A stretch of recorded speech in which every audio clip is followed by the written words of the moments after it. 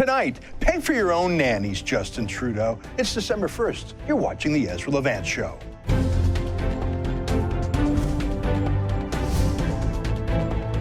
Why should others go to jail when you're the biggest carbon consumer I know? There's 8,500 customers here, and you won't give them an answer. You come here once a year with a sign, and you feel morally superior. The only thing I have to say to the government about why I publish it is because it's my bloody right to do so.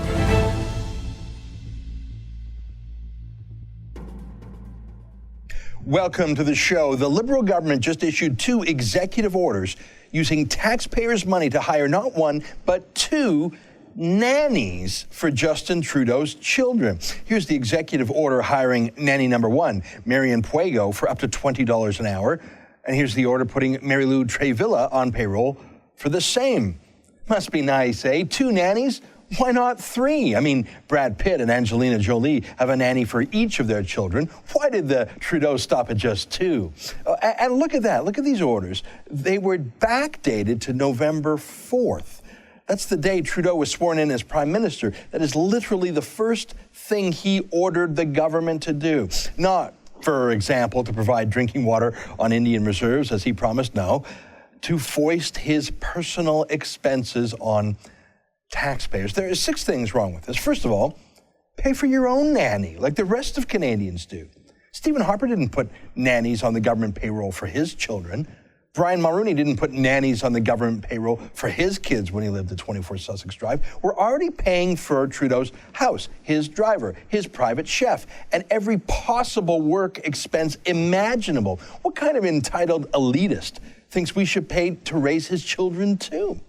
Second, Trudeau is filthy rich. He was literally born a millionaire, courtesy of a trust fund set up by his father. He literally has never had to work a day in his life. His Mercedes Roadster alone is worth more than $1 million inherited from his dad. This is the entitled rich kid who used to charge charities $20,000 a pop to speak to them, even when he was an MP. Oh, and he earns $334,800 a year as Prime Minister.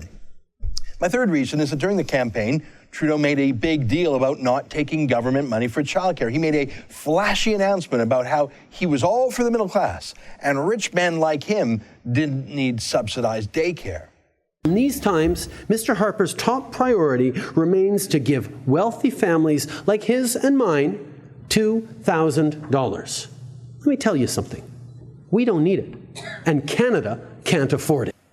The Liberal Party made a central campaign promise of Trudeau giving back his childcare money. Here's the party boasting, quote, Justin Trudeau won't accept his family's childcare benefit. Yeah, so they'll give up their $160 a month childcare benefit and take $160 a day per nanny. What a liar. That's the fourth thing. Trudeau and his journalist wife, Sophie Trudeau, have spun this tale of being for the middle class, being so normal. We need to ensure that governments keep costs as low as possible, especially for middle-class households. The middle class is already having a hard time making ends meet and struggling with debt. Yeah, you're all about the middle class. In the days before the election, the Trudeaus actually did interviews where they said they're super normal. Nothing's going to change with their life. They're just like you and me. Here's the Globe and Mail. Quote, the couple doesn't keep a nanny, but Miss Gregoire sees or talks to her mother, the most precious presence in my life, every day. And here she is on CTV. She couldn't be less pretentious. Take a look at how middle class she is. You know what? We're lucky. We live in Canada. If we were living in the States, I'm sure it would be very different, all the media attention that we would get in the private, part of our lives. We're pretty lucky. I have a normal life every day. I wake up, in the morning and, walk the kids to school and then make the lunches with them, and then they off to school and off I go and take my walks. The kids will have different surroundings and they ask us questions and I answer them honestly. And then again, we tell them things around us will change, but, inside we'll still be the same people and we'll still, cuddle in bed on a Saturday morning when it's possible and just be real and authentic and grounded. And that is so important to keep this on this journey, and I think that we are great partners. But it's just not true. That's not who they are. They're lying to you. They are lavish. Just last week, we learned that Sophie Trudeau borrows extravagant jewelry from Burke's for free, like a $7,000 brooch, and that Burke's got to do marketing off that deal. She claimed to be surprised, but she's done business deals with Burke's before, and then there's their refusal to move into 24 Sussex Drive until at least $10 million worth of renovations are done to that house. It's just not up to their taste level. They pretend to be middle class, but they are lying. They're entitled and spoiled, and have been their whole lives. Until October 19th, they lived off Trudeau's trust fund and whatever he could extract from charities to whom he gave speeches, and he had his MP salary, but now he's got the entire taxpayers' trough in front of him as Prime Minister, and he is digging in, making up for lost time. But the fifth thing, and the thing that worries me the most, is that a fish rots from the head down, and the entire government, every cabinet minister, every Liberal MP, every civil servant is watching the new boss to see what the new standards are. Now, Stephen Harper refused to renovate 24 Sussex Drive. Harper fired a cabinet minister, Bev Oda, for billing a $16 orange juice to taxpayers. Harper personally declined his own gold-plated MP pension, literally leaving $1 million on the table. He was entitled to it, but he just didn't take it.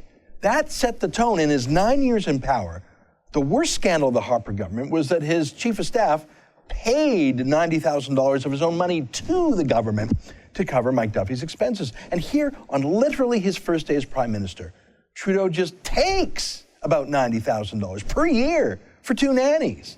And everyone is learning the new way, which is actually the old Liberal way, is take what you can. Don't apologize. Don't explain. Just get while the getting's good. You deserve it. The Liberals are entitled to their entitlements. And finally, the sixth thing, look at the media. The ones who called for the head of Bev Oda for a $16 orange juice. Look, here's Katie O'Malley of the Ottawa Citizen. A nanny isn't luxury and entitlement. Well, it's not quite true.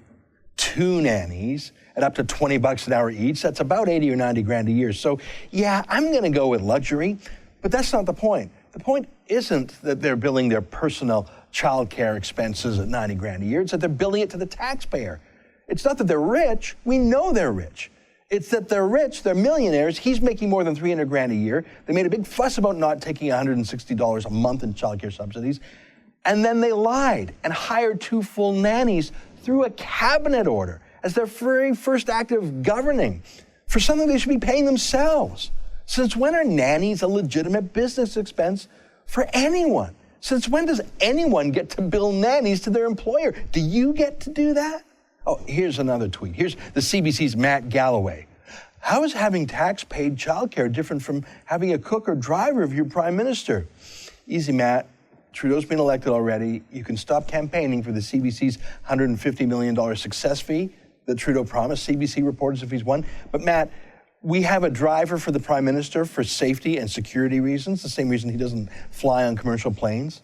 A chef is a bit of a luxury and a perk, but 24 Sussex Drive is a public building where officials are hosted all the time. It's a public building where public business is done. Nannies are not public business. That's private business. That's family matters. No one begrudges that Trudeau's a nanny or 2 nannies. But a millionaire with a trust fund who earns $334,800 as Prime Minister, he can pay for his own babysitters. This is so gross, but he doesn't care. This is old-time liberal entitlements. The bad old days are back. The Chrétien days, the ad scam days. You're trying to say that entitlements, I'm not entitled to my entitlements. No, I am entitled to my entitlements. And this is a new entitlement, isn't it? Nannies. We've got to tell this entitled little prince that he's not royalty. He's a public servant. Sign our petition at payforyourownNanny.ca. The Trudeaus are gross enough borrowing lavish jewelry from Burke's, but at least that doesn't cost us anything. Tell the Trudeaus, payforyourownNanny.ca, and help us conduct a professional, independent opinion poll on this. What do you think Canadians believe about Trudeau hiring 2 nannies? Like they're some Hollywood celebrities. Scratch that. At least Hollywood celebrities use their own money. Please go to payforyourownNanny.ca, sign our petition, and chip in to help commission our poll. We've got to show Prime Minister Selfie and his jewelry-obsessed wife that our money is not their money. Stay with us for more.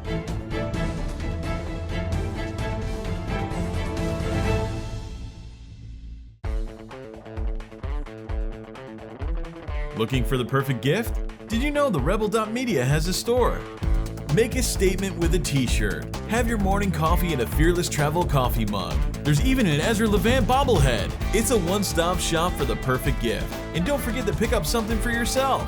Go to TheRebel.media/store to find out more.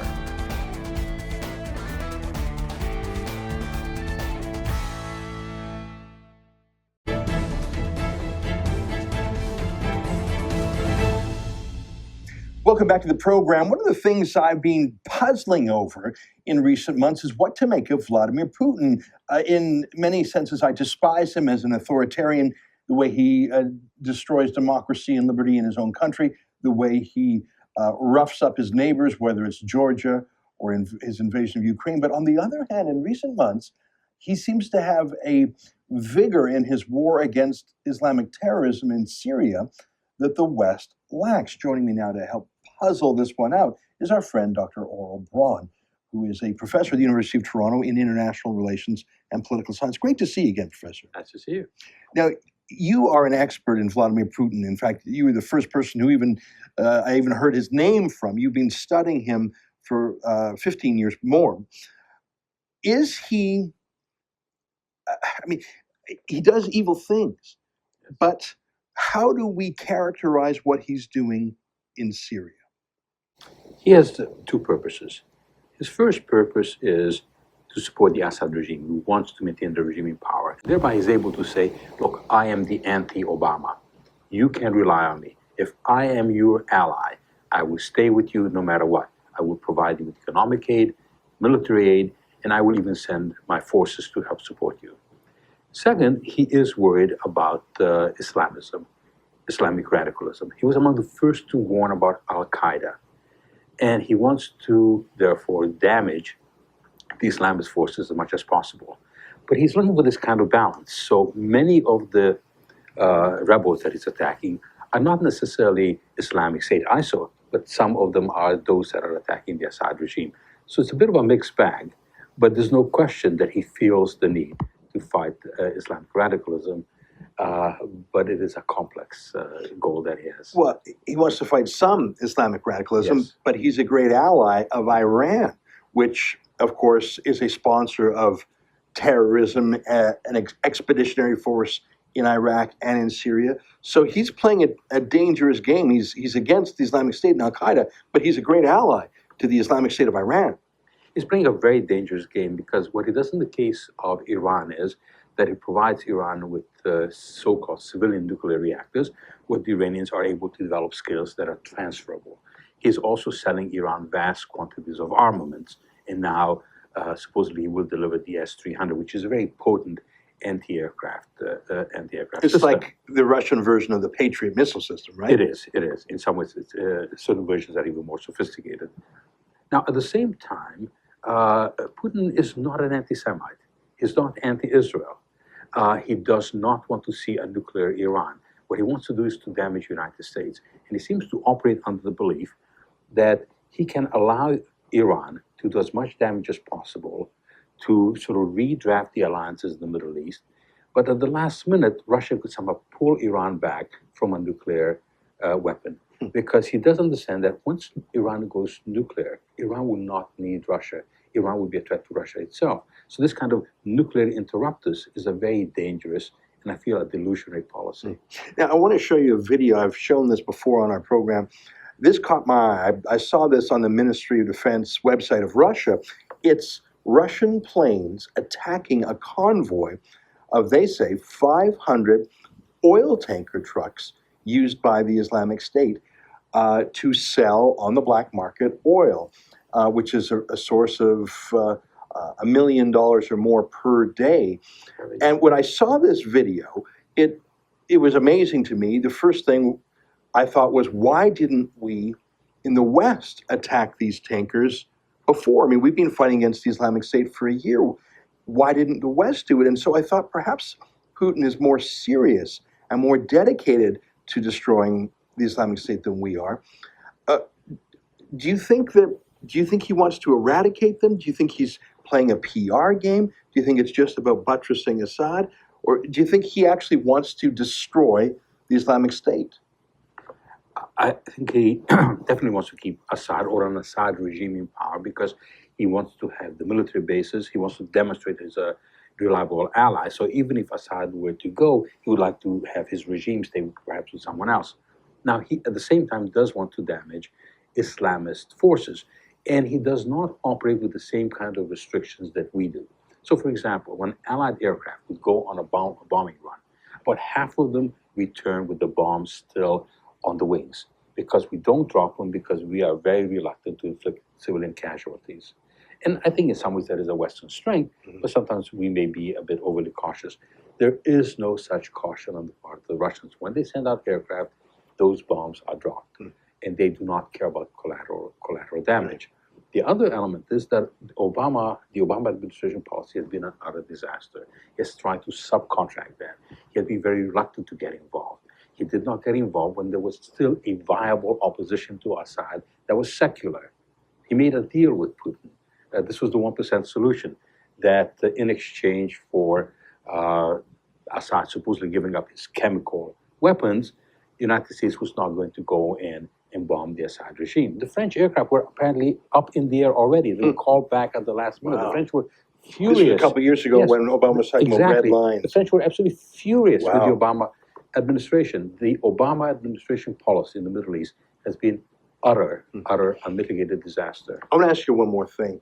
My understanding is those Islamic State oil tankers would drive up to Turkey because Turkey, they're playing a mixed game too. They don't like the Kurds and I mean, everyone's double dealing or triple dealing, but things suddenly shifted when Turkey shot down that Russian jet. I guess it's a week or so ago now. And I saw Sergei Lavrov, the Russian foreign minister, giving an extended public statement that sounded so serious. It sounded like Russia truly was going back to the drawing board and totally revising its relations with Turkey. They brought in sanctions, they brought in economic sanctions, travel sanctions. What will happen now? Because Turkey's part of NATO, so we're on the hook to defend them. I don't think Russia's going to attack Turkey directly, but I think they're going to wipe out Turkish interests in Syria. What can we look forward to in the months ahead as Vladimir Putin has to save face that his jet was shot down? What's he going to do? It's a very tense situation, and no one has played a more duplicitous game than Erdogan. On the one hand, he claims that he's helping the West. He turned on his former ally. Let's not forget it. He was a close ally of Assad's. I mean, these were two people, Erdogan and Assad, who used to get families jointly on vacations. I know that Turkey actually used to be friendly-ish towards Israel as well. Not under Erdogan. No, not under Erdogan. Erdogan is a committed Islamist. He has no use for democracy. So why did he turn on Syria's Assad? Is that too complex to get into now? He turned on him largely because of the alliance that Assad has with Iran. Because Turkey is Sunni, Erdogan has fantasies of another Ottoman Empire, Iran is a rival in a sense, and therefore he thought he could control Syria. Syria has fallen into the orbit of Iran. Now, he also was a very close ally of Mr. Obama, because Mr. Obama operated under the fantasy that you can take Islamists like Mr. Erdogan or Morsi with the Muslim Brotherhood, and you could somehow moderate them. This did not happen. If anybody used anyone else, it was Erdogan who has used Mr. Obama. And he continues to use Mr. Obama because he has maneuvered Mr. Obama into saying that it is fundamentally the fault of Russia, that Turkey has the right to defend itself. This is infuriating Mr. Putin, who already despised Obama. So this just adds fuel to the fire. Wow. Professor, it's great to see you again. Thanks for coming back on the show and our new digs here. My pleasure. This story is not going away. I am cautious of Putin. I know he's a former KGB agent.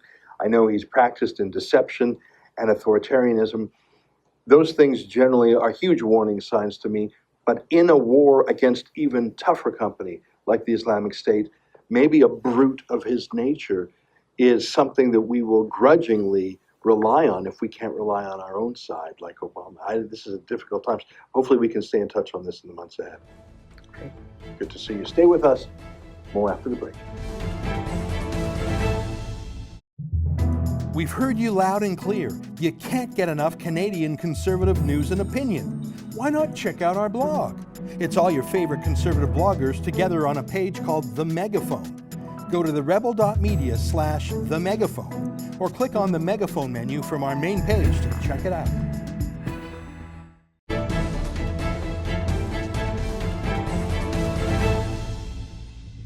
Welcome back to the program. One of the favorite subjects of ours here is China. The other day, I was fascinated by China's response to one of its own citizens being murdered by the Islamic State. Wouldn't that be interesting if the sleeping giant were awoken?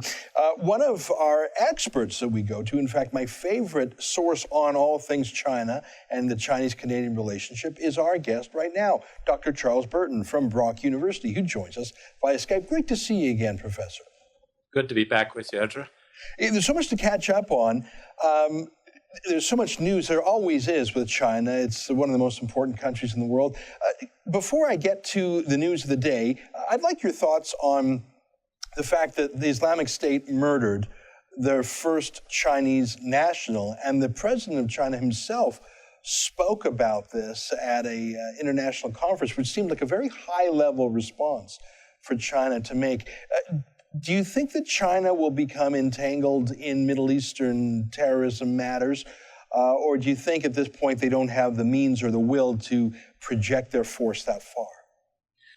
Well, I think it's unlikely that they will project their force into the Middle East. Certainly, I think domestically the Chinese government wants to reassure its people that it cares about Chinese citizens who are under threat abroad.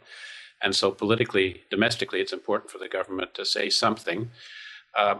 Most of the Chinese response to the Middle East is to try and connect it to the Uyghur ethnic minority in Western China, and to suggest that China's repression of the aspirations of the Uyghur people is part of the global struggle against Islamic terrorism, although I don't think we have any evidence that there are any Uyghurs who are involved in any of the ISIL or Al-Qaeda activities. And so, it's not something that the global community is prepared to accept. But that seems to be the main Chinese theme with regard to Islamic terrorism, that they are addressing it by suppressing the Uyghurs in China.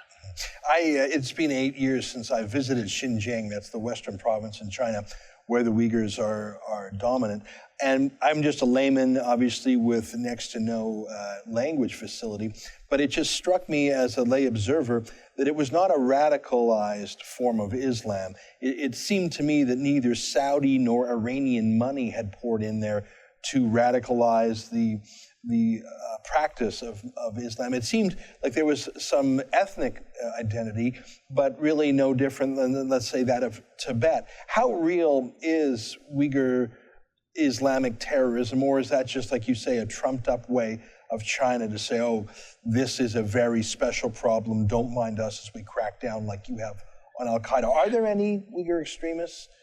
We haven't seen any evidence of any Uyghurs participating in the Middle Eastern struggle on the side of ISIS or Al-Qaeda. And so I don't think that the Uyghurs see this as something that they identify with. Certainly, China has not allowed those kinds of Saudi Arabia or other Islamic nations to put money into the region or to influence or politicize the Uyghurs inside China. And basically, I think you're right. The Uyghur approach to Islam is compatible with a secular society, and the Uyghurs that I've met have been supportive of liberal democratic norms and human rights. Well, that's very hopeful. I want to talk to you about one more piece of breaking news before we talk about the broader China-Canada relationship, and that is this young beauty queen, Anastasia Lin, who was representing Canada in a Chinese, in the international beauty pageant hosted in China. But because she had spoken about human rights and religious freedom, she's a Falun Gong practitioner herself, she was denied a visa to China, and she flew there and was not allowed into the country. Is this just another little anecdote in the PR battle between Falun Gong around the world and China, or does this risk becoming a diplomatic incident between the two countries? Well, I mean, Ms. Lin is a Canadian citizen, and therefore I think that our government should be acting to protect her human rights. She is the Canadian representative to the Miss World pageant, and clearly, it's not connected to her religious belief in the Falun Gong that she became the Canadian choice to represent our country at this beauty pageant. She does speak out on human rights, and she was active in the early delegation that formed our religious freedom organization under John Baird and the Conservative government. And she has testified in Congress about the persecution of Chinese nationals who have relatives who speak out about human rights abroad. And so I think that for her, a major focus has been the Chinese government's harassment of her father, who has been warned to tell his daughter not to continue to speak out about human rights in China, or his own career will suffer. And so I think from that point of view, one would hope that the Canadian government would raise her case with the Chinese authorities. But so far, I haven't seen any press release from the Global Affairs Canada or any statements by any Canadian politicians that they have any concern about the situation with regard to Ms. Lin. And of course, that sends out a tacit signal to the government of China that we are not going to object to what they're doing with regard to our citizen. That being said, of course, it's within the rights of every nation to determine who can come in and who can't. But Ms. Lin and the government of Canada, and I think the Miss World pageant, have not been given an explanation by the government of China for exactly why Ms. Lin is not being allowed to represent Canada at this international event, which is being held in China. I see an English language Chinese communist newspaper has denounced her, so they're making a bit of a fuss about it. I wonder, Professor, if one of the reasons why the new name of the Department of Foreign Affairs, I think they call it Global Affairs Canada, I can't help but think one of the reasons why our foreign affairs diplomats have not spoken out against this is because we have a new prime minister in the form of Justin Trudeau, who, as he famously said, his favorite country other than Canada is China, and not because he likes the language or the food or the music or the culture, but because of, quote, its basic dictatorship. I noted that his transition team was led by the head of the Canada-China Business Council. Justin Trudeau didn't have anything to say about Anastasia Lim, but he put out a extremely generous condolence letter to Maurice Strong, the Canadian globalist who moved to China and has been an apologist for the communist regime there. How far has Canada's relationship on China moved in the last month? Is it just symbolic or is it substantive? What do you think the new approach of Canada towards the land of many is? Well, I hope that the Liberal government has not fully decided how they should be approaching China. Certainly, Mr. Trudeau's father, Pierre Trudeau, was a great admirer of Chairman Mao Zedong. And he also, when the Chinese president came to speak to the Canadian Parliament in 1984, Zhao Ziyang, who was subsequently purged, of course, Mr. Trudeau waxed eloquent about his relationship with Zhou Enlai and how they would discuss political affairs until late into the night. So Pierre Trudeau certainly was sympathetic to that regime, and I think felt that while the Charter of Rights and Freedoms was important for Canadians in Canada, that citizens abroad in third world countries would do best under an authoritarian dictatorship. This, of course, was in the context of the Cultural Revolution in China, which we know is one of the great political tragedies of the 20th century. So one hopes that Justin Trudeau doesn't want to inherit his father's approach to China in this modern period.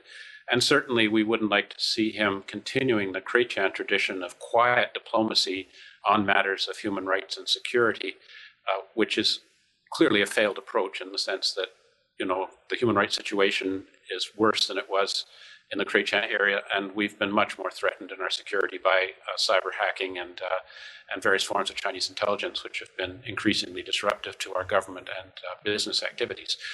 That being said, there's a younger group around Mr. Trudeau, Katie Telford and Gerald Butts, and we don't know what their approach is to China. Perhaps, I'm hoping, we will see a more nuanced China policy that will take into consideration the human rights and security concerns, which we know that most Canadian citizens see as very important to our relationship, aside from promoting Canadian prosperity through trade. I hope you're right. I look forward to any evidence of that. It worries me that old China lobbyists, I mean, Jean Chrétien himself took a strong role in the campaign. He's up to his eyeballs with his family businesses and lobbying in China. The Maurice Strong mentioned the China-Canada business group. I don't know which is a greater threat, that the business cronies will set the policy, or that people who, like Pierre Trudeau, are ideologically supportive of authoritarians will set the policy. I don't know that there's a lot of liberals and human rights and democracy activists in Trudeau's circle. Is there a moment we should look forward to, an event, a summit, a meeting, some sort of, is there a date or a time or an occasion where we might have some signal or proof of what Canada's new policies would be? Well, I think that certainly we see the government of China very enthusiastic about the new Trudeau government, and they want to promote free trade with Canada, and they want Canada to remove the restrictions on investment in Canada by Chinese state firms. And so, our current policy is that under Mr. Harper is that the Chinese state should not acquire a controlling interest in key natural resources firms in Canada, enterprises like oil companies and mines, but that they should have a minority interest. And I think this is reflected in what happened with the CNOOC-Nexen deal, where the Chinese National Offshore Oil Corporation promised to maintain the Nexen leadership, but a year later replaced the head of Nexen with a Chinese communist cadre. And subsequently, information came out when there was an oil spill from a Nexen pipeline that Nexen may not have been, Nexen now as a Chinese firm, may not have been following environmental and safety regulations of the Canadian government, so a lot of their pipelines were closed down. So the record of Chinese state investment in Canada is not good, and I don't think that we would want to open it up fully without considering carefully the implications, both political and in other aspects of allowing the Chinese state to invest in all the sectors that they would like to. So I think that would be a significant moment. But Justin Trudeau is already on record as indicating that he feels that we should encourage much more Chinese state investment in Canada. The question is, will it be unconditional? And will the condition, say, for the Chinese president to visit Canada, which Mr. Trudeau, of course, has already extended an invitation to him, be that the Canadian government not raise issues of security and human rights, but focus entirely on economic matters? Interesting. Professor Burton, great to see you again. Thanks for joining us. I look forward to talking with you in the months and years ahead as the Canada-China relationship evolves. Great to see you again. Viewers, stay with us. More after these words.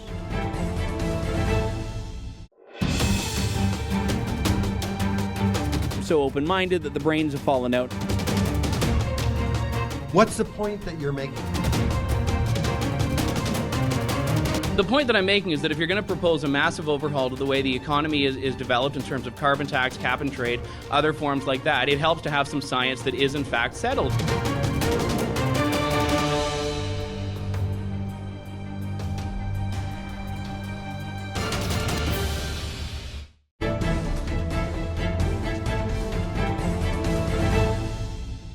Welcome back. Here's your viewer feedback. Dean Lester writes, really awesome show last night. I really enjoyed Eric Duham and John Robson. It amazes me that in an open and democratic society that the left always wants to muzzle anyone who does not agree with them.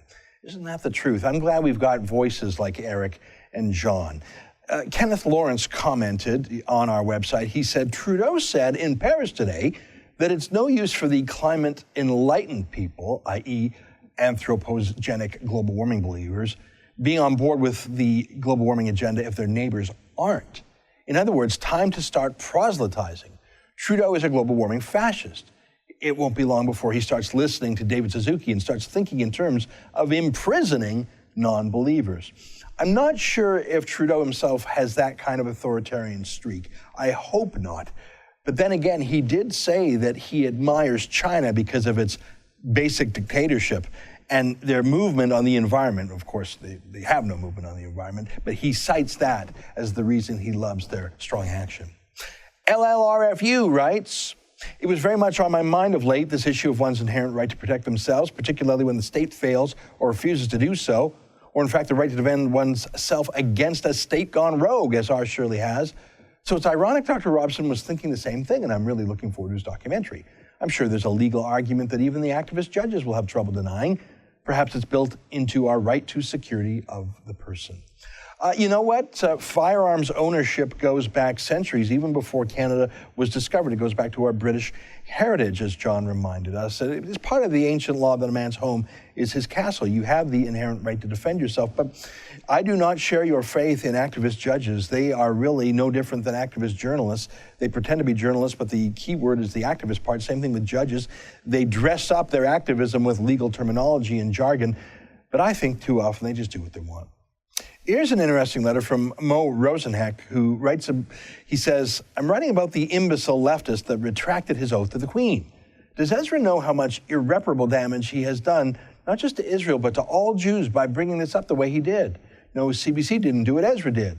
Just look at the comments on the vid. He actually put emphasis on this person being Jewish, knowing full well that there is always a double standard for Jews, not just Israel.